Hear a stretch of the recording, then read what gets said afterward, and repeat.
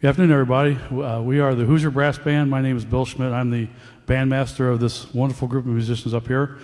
And this is only our second ever concert. We started back in June. Our first concert was here on June 12th.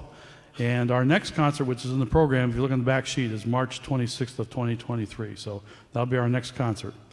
But if you would, if you're able, please stand, and we're going to play the national anthem.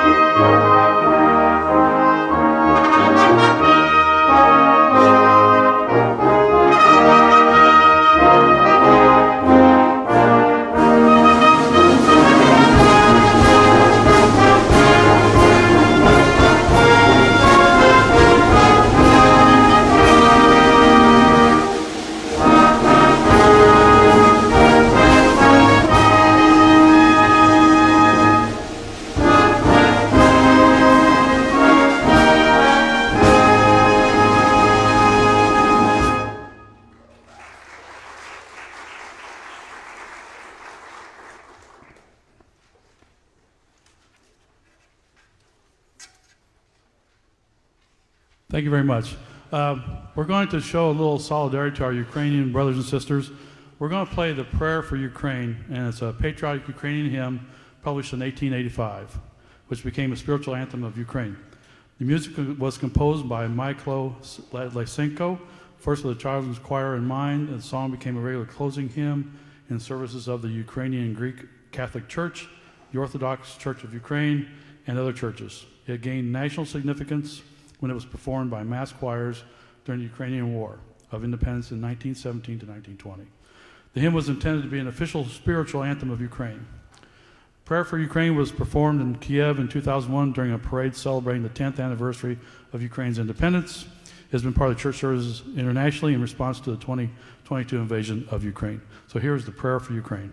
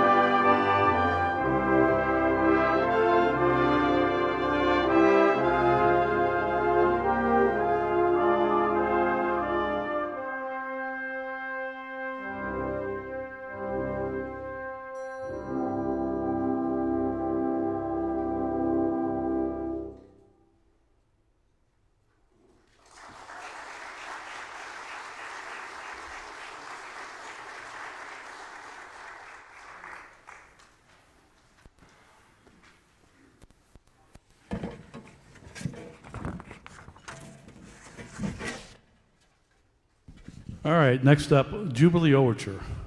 It's a piece by Philip Spark, born in 1951, an English composer and musician. He was born in London and noted for his concert band and brass band music. And we play a lot of Philip Spark and brass bands. And it's some of our favorite music.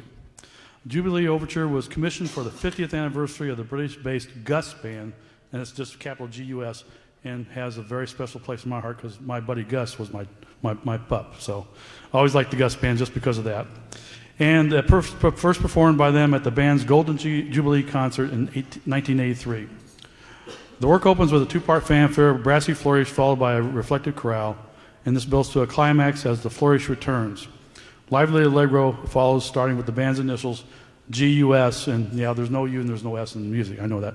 But U is Latin for C, and S was Latin for E-flat. So it's G, C, and E-flat. And it features many changes of meter and robust tune for the middle of the band, which is the horns and the flugelhorn, so, and also the baritones. So here's Jubilee Overture by Philip Spark.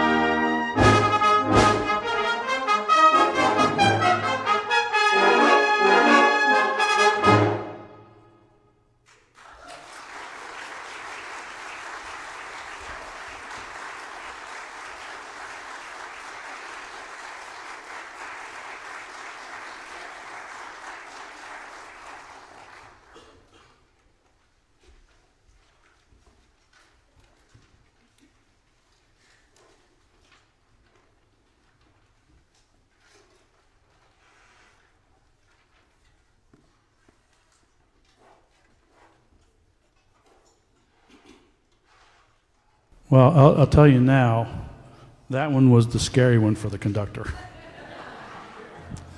A lot of meter changes in that one. That's hard to keep track of. So I don't think I messed up. Anyway, the next piece we're going to play is "Breezing Down Broadway," arranged by Goff Richards. He was a prominent Cornish brass band arranger and composer, and he was born in Cornwall, studying at the Royal College of Music and Reading University. Something we didn't put in the notes about him was that he was a fabulous big band director, and his college band won like the national title in England in 1989 or something like that. But he was a big band guy, but he was also wrote a lot of stuff for brass band.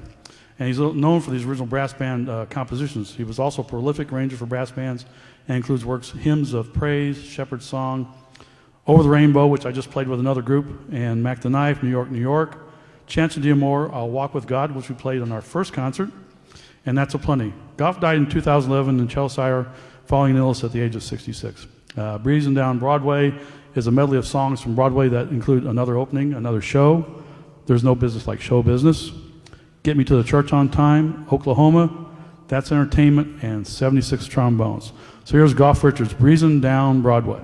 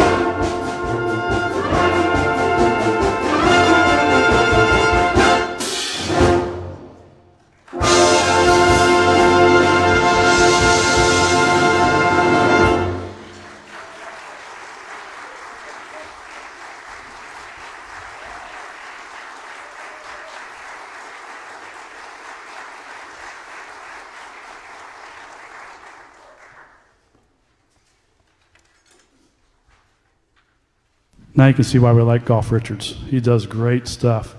And I'm going to tell a little story on us about that last piece. We didn't get it until 2 weeks before we played this concert. It was coming from England, and it was delayed because they had a mail strike in England. So we're lucky we got it. The next piece, another Golf Richards piece, but this is one of his original compositions. And I couldn't find anything online about what the piece is about, other than the title. It's called Country Scene. So he's trying to paint a picture of the country. And this piece is a beautiful setting for brass band with solos for the solo cornet and the euphonium at the beginning, in the middle, and near the end, with a mixed meter feel all the way through the piece. There were no program, like I said, there were no program notes as to why Goff composed this piece, but it's typical of his writing. So this is Country Scene, an original composition by Golf Richards.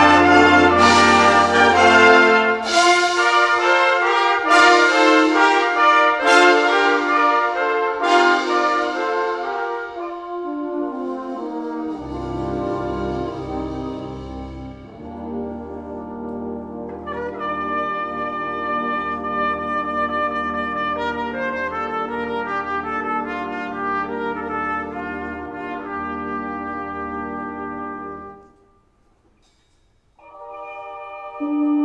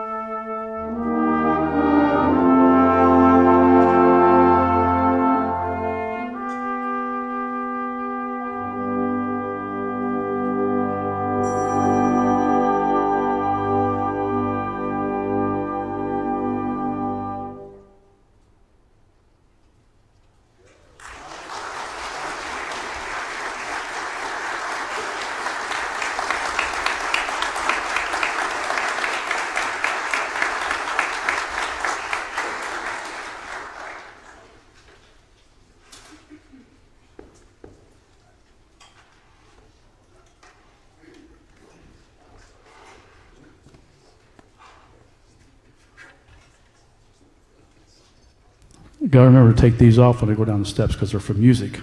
Steps look a little weird through these glasses. But need them to read though, that's the problem. That was great, guys. That was Alan Miller on cornet, solo cornet, Sean Kassane on solo euphonium, and Ellen Schmidt on flugelhorn.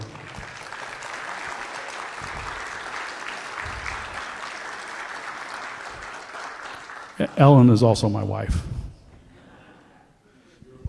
I'm lucky, yes. All right, so what's next? Oh, the next, is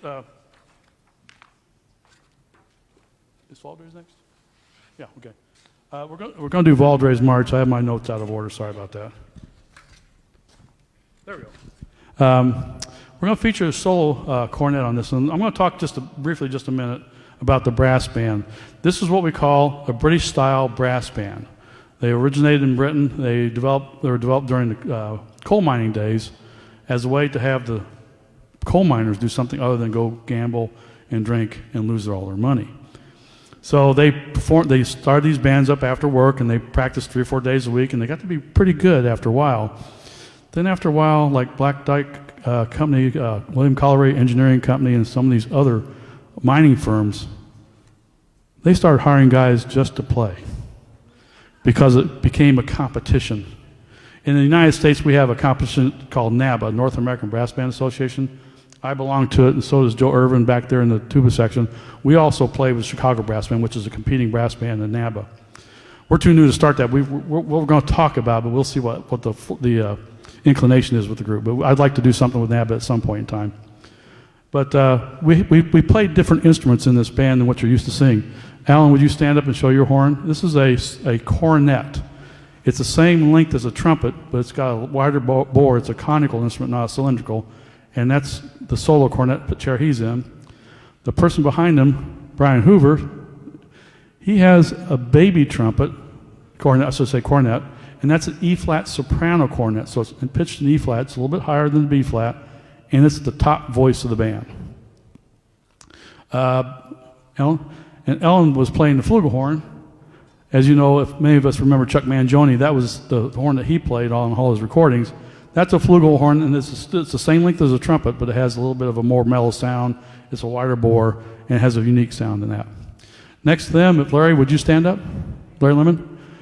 This is what we call a tenor horn in brass band tradition, and Glenn Welch has informed me that in Salvation Army tradition, it's called an alto horn, and that's pitched in E-flat. So you're starting to see a trend here. There's only B-flats or E-flats in the group, right?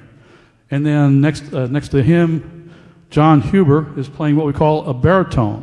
Now, most of us wouldn't recognize that as a baritone, but that's a true British baritone, wrapped tighter than what you'll see next, but it is pitched in B-flat like the euphonium, which Sean Kassane will show is the euphonium. Larger bore, he's being a character, yes. Larger bore, but it's the same length as the baritone, but they have different qualities in their sound. Back here we have the standard trombone. Paul, would you show it? He has a standard trombone with an F attachment. And next to him, and on the other side of him is Chuck Flowers. Chuck is playing a bass trombone. There's only one bass trombone in the group, and he's the only lucky guy that gets to read in bass clef. Everybody else is treble clef, including the tubas. Okay? And in the back section, if Bill Rowe would stand up, Bill's playing a B-flat tuba. Like I said, in the band, there's only B flats or E flats, and that's a B flat. And if Joe would stand up, Joe is playing an E flat tuba. So we have B flats and E flats in the tuba section. And of course, we have our standard forte of percussionists. We have timpanists, we have bells, chimes, marimbas, and the drum set back there. And so that's a brass band, a British style brass band. Of course, there's the conductor. That's me.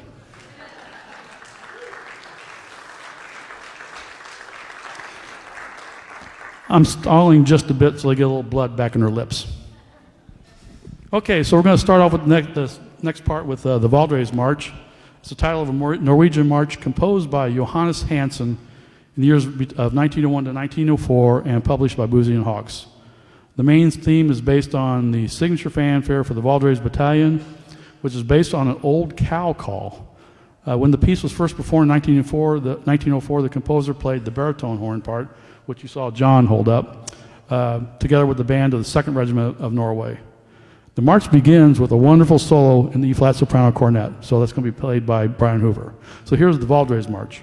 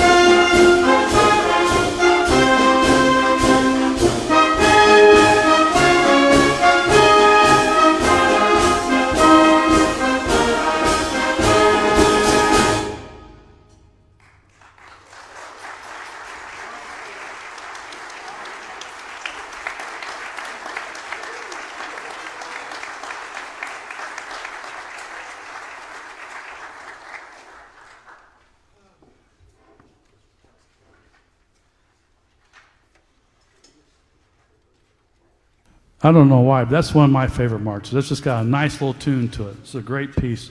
I first played that a long time ago in the Indianapolis Municipal Band when I was playing clarinet in that group, and it was a great, great piece. I saw the light. I switched to tuba years ago. They don't like it when I talk about the clarinet playing. Yeah, okay. All right, next up we have is a bit of a change of pace of what we've been playing. It's Do Dat Thing. It was written by Harry Connick Jr. in 2007 for a benefit album for New Orleans titled Oh My, capital N, capital O, capital L, capital A, which means New Orleans, Louisiana. It's a feel-good song composed in the New Orleans style. This arrangement is by Reed Gilgy, a Norwegian arranger, composer, conductor, freelance trumpeter, blah, blah, and put together this great arrangement of Harry's original song. It's got kind of a nice little tuba line backbeat with the trombone, so I hope you enjoy Do Dat Thing.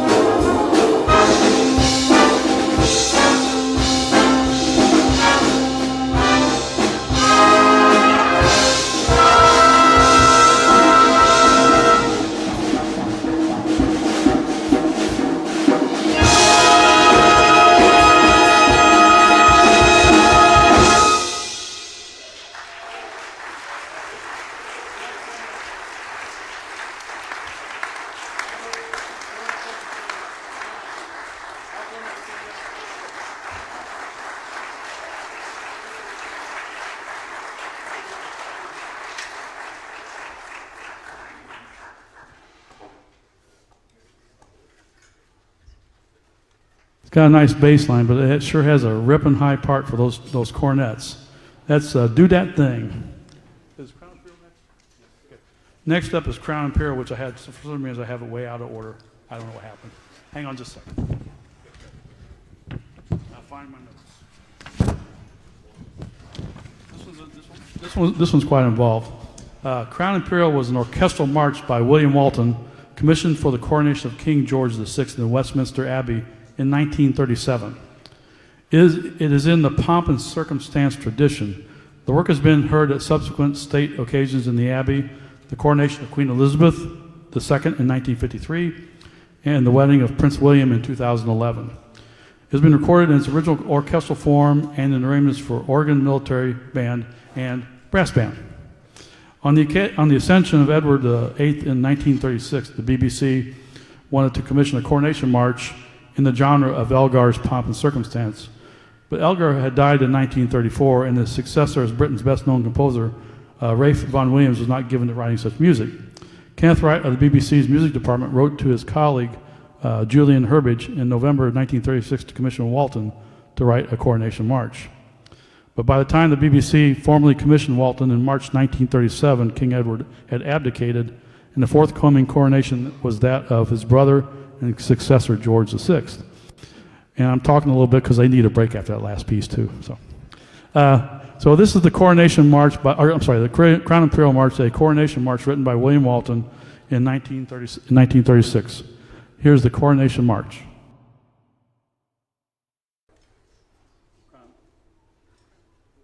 On, off, nope, there, sorry. Crown, we lost it. Crown Imperial, sorry. Now it's on. Now it's on. Good timing.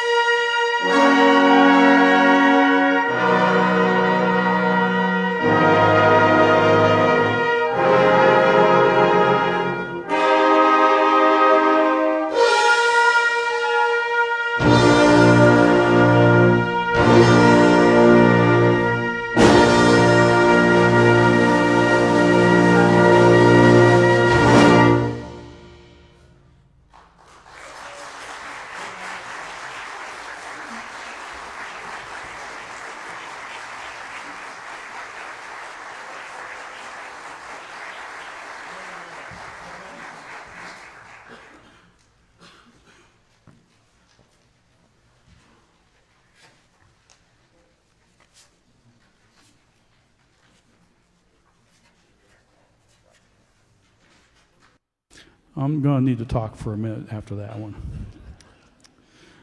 Next up we have is another arrangement of Bill Bailey by Goff Richards. It's entitled Bill Bailey, Won't You Please Come Home was the original title, but it's mostly just referred to as just Bill Bailey. Its words and music were written by Huey Cannon, an American songwriter and pianist, and published by Howley, Haviland, and Dresser. It's still a standard with Dixieland and traditional jazz bands. The simple 32-bar chord sequence of its chorus also underpins many other tunes played mainly by jazz bands such as Tiger Rag, I forget what the other ones were, but there's several themes that he used underneath this one. Cannon wrote the song in 1902 when he was working as a bar pianist at a saloon in Jackson, Michigan. Willard Bill Bailey, also a jazz musician, was a regular customer and friend, and one night told Cannon about his marriage with his wife. Cannon was inspired to rattle off a ditty about Bailey's irregular hours, and Bailey thought the song was a scream, and he brought home a dashed-off copy of the song to show his wife Sarah. She couldn't see the humor, but accepted without comment the picture it drew of her as a wife. We will feature our xylophonist, Sarah Rains, on the xylophone on Bill Bailey.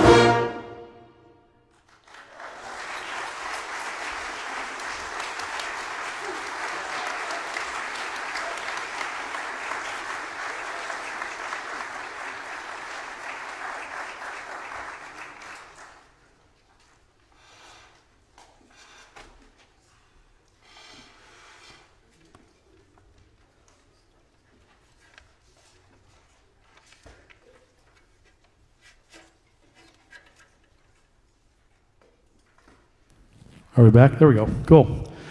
The last piece on the program we have is entitled Vitae Aeternum, which means eternal life. This composition was written by Paul Lavatt Cooper and is composer in residence for the Black Dyke Band. And if you don't know what that is, in England, they were, like I said, mentioned earlier, they were named after engineering companies, coal mines, and Black Dyke was one of those. I think it was a coal mine in London or near London. And he is the staff arranger for Black Dyke. And they're like, if you rank brass bands in the world, there's like a couple hundred of them. In the top 5 is always Black Dyke and Corey in there somewhere. They're one of the top bands in the world, and they play fabulously. But Paul was born on Alderney in the Channel Islands and raised in the Salvation Army tradition, which is a lot of what brass bands are as well. There are a lot of Salvation Army brass bands around the world. I think we have, 8 staff bands, Glenn? I think there's 8 staff bands? Yeah. The best one being the International Staff Band in London. They are fabulous. And my favorite recording of this piece is them playing it on YouTube, if you get a chance to check it out. The form is in 3 continuous movements. There are 3 Salvation Army songs featured in Vitae Aeternum. They are God Came in Jesus to Live Among Us, I Will Praise You, Lord, and His Provision. It was commissioned by Gerald Klauck and premiered by Dr.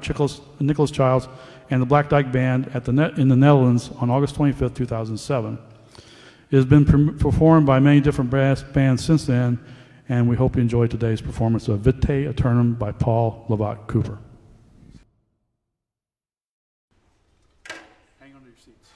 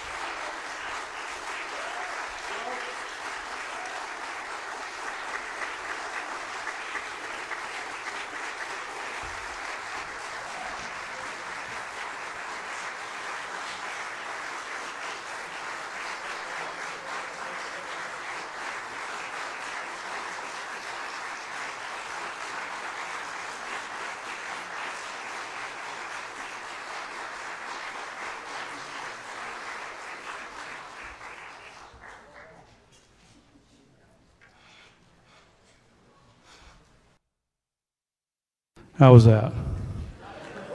That's a burning piece there.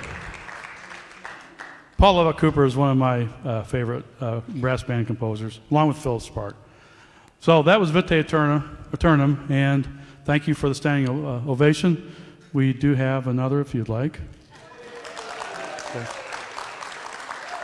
I'm going to bring in the deputy bandmaster, Glenn Welch, who's in the euphonium section, and he's going to conduct the last piece, the encore. Look for him to do more in the next concert.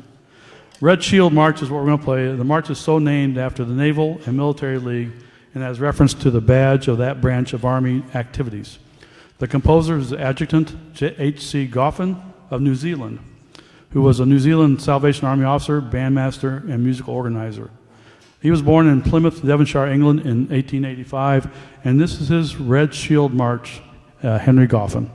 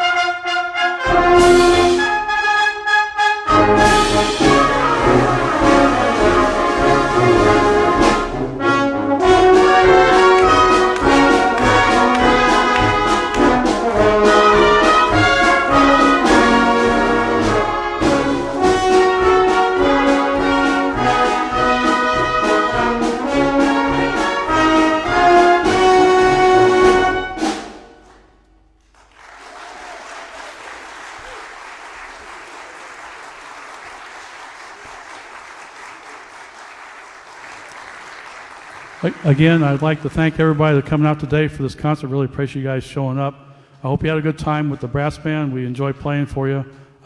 Please come and see us. Mark it in your calendar. March 26th will be our next performance right here at St. Mark's again.